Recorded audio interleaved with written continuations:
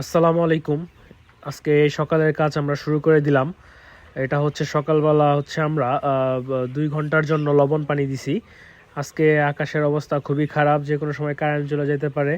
তো কারেন্ট চলে গেলে হচ্ছে আপনার আবার আমাদের কষ্ট করে ওই যে কল চেপে পানি দিতে হবে। এজন্য আমরা ২ ঘন্টার জন্য লবণ পানি দিছি, যেন তাড়াতাড়ি খায় ফেলে, আমরা যেন মোটর দিয়ে পরে পানি দিতে পারি।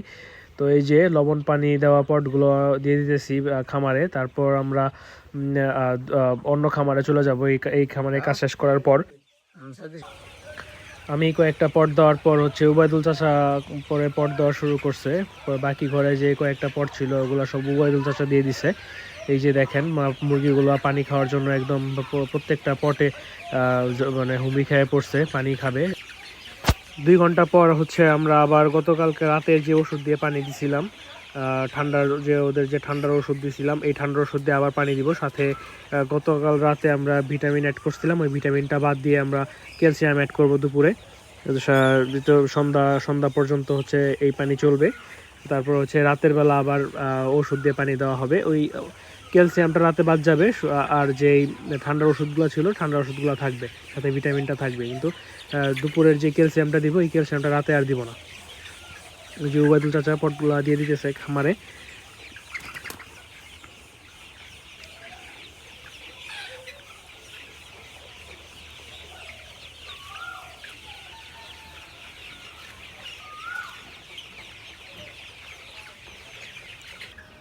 এই তো পটে পানি দেওয়ার পর এখন খাবার দেওয়ার পালা।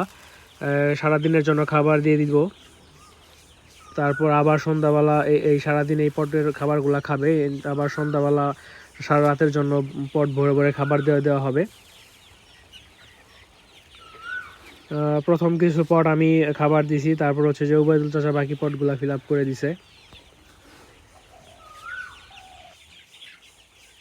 কালারবার্ড জাতের মুরগিগুলা এরা হচ্ছে প্রথম ২৫-২৭ দিন হচ্ছে যে ছোট সাইজের থাকে। তারপর থেকে তারা হচ্ছে যে ভালোভাবে মানে খাবার খাওয়া শুরু করে। প্রথম ২৫-২৬ দিন ২৭ দিন দেখলে মনে হয় যে না, মুরগির সাইজ ছোটই আছে, মুরগি বাড়তেছে না। কিন্তু আসলে এর কয়েকদিন পর যাওয়ার পর থেকেই হচ্ছে যে ওরা আসলে খাওয়া দাওয়া শুরু করে, মুরগির সাইজ বাড়তে থাকে।